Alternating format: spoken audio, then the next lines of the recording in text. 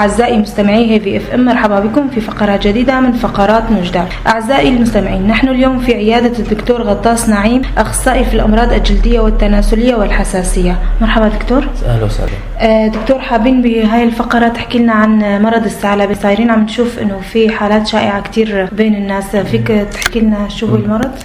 هلا الثعلبة بالعامية اسمها ثعلبة، بالعلم اسمها حاصة. هي بقعة خالية من الشعر تتميز بفقدان أشعار سريع لهذه اللطخة. تظهر عادة على فروة الرأس، أكثر الحالات على فروة الرأس ومنطقة اللحية عند الرجال. قد تظهر على الحاجب، على الرموش، نادرا ما تظهر على مناطق الجسم الأخرى. هلا إذا أخذت الشعر كله من الفروة نسميها حاصة كلية. وفي حالات نادرة عم تكون الحاصة شاملة، يعني تشمل جميع أشعار الجسم، وهاي نزارة سيئة. وهاي بالنسبة يعني أنواع.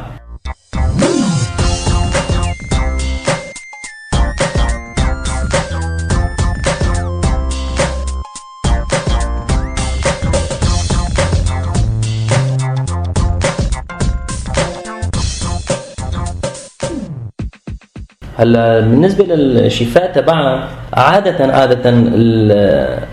الحاصة البقعية الصغيرة تشفى تلقائيا بعد 3 أشهر 6 أشهر، خاصة إذا الحالة النفسية للمريض ما تأثرت كتير فيها، لأنه يعني أسبابها هي مناعة، عبارة عن مناعة ذاتية. يعني الخلايا اللمفاوية اللي بالجسم عم تهاجم الخلايا الميلانينية للشعرة، عم تسبب هالتساقط في الأشعار، بدليل إنه نادرا ما نشاهد حاصة عند الناس الشعر أبيض. عم تكون أكثر شيء عند الناس عندهم شعر أسود، مشان هيك عم يتساقط الشعر. دكتور، الأعراض كيف بتكون؟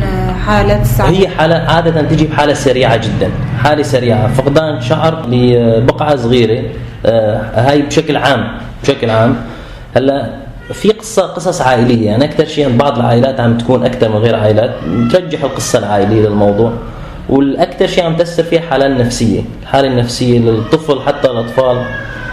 شاهدنا كثير حالات عند أطفال إنه أبوهم وأمهم مطلقين، عم يكون عندهم حاصة شاملة، عم تميل حاصة شاملة عند الحالات النفسية أكثر. دكتور، كيفية المعالجة كيف بتكون لهالمرض؟ هلا في كثير علاجات، في عم يعالجوا طب عربي، عم يعالجوا بكريمات، بخاخات. هلا انا افضل الابره، ضرب الكورتيزون موضعي في الحاصه عم يكون شفاء خلال شهر. حتى للاولاد الصغار كمان؟ هلا الاولاد الصغار بفضل ما نضرب الابره، نعطيهم مرهم بخاخ احسن، ونحاول نقوي الحاله النفسيه عندنا، نساعدهم احسن من الابره يعني عند الاطفال. دكتور، هل الحاله تستمر مع المريض ولا بعد المعالجه انه يرجع طبيعي؟ هلا بعد المعالجه 90% من المرضى عم يطيبوا، 90% من المرضى عم يطيبوا. هلا اللي استمر معنا اكثر من 5 سنوات الثعلبه هذا نزاره سيء، صعب تشفى الاكثر من 5 سنوات، بينما اللي 3 أشهر 4 أشهر عادي جدا. واهم شيء حالته النفسيه تكون. والاكل له دور في كيفيه المعالجه؟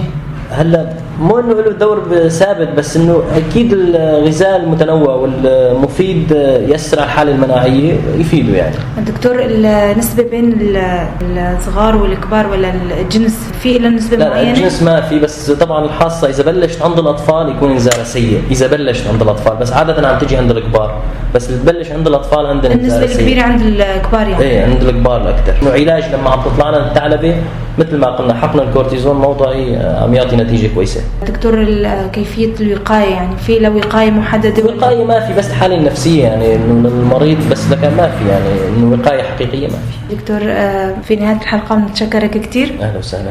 أعزائي المستمعين، وصلنا نهاية فقرة نجدار، إلى اللقاء في فقرة جديدة، دمتم بخير.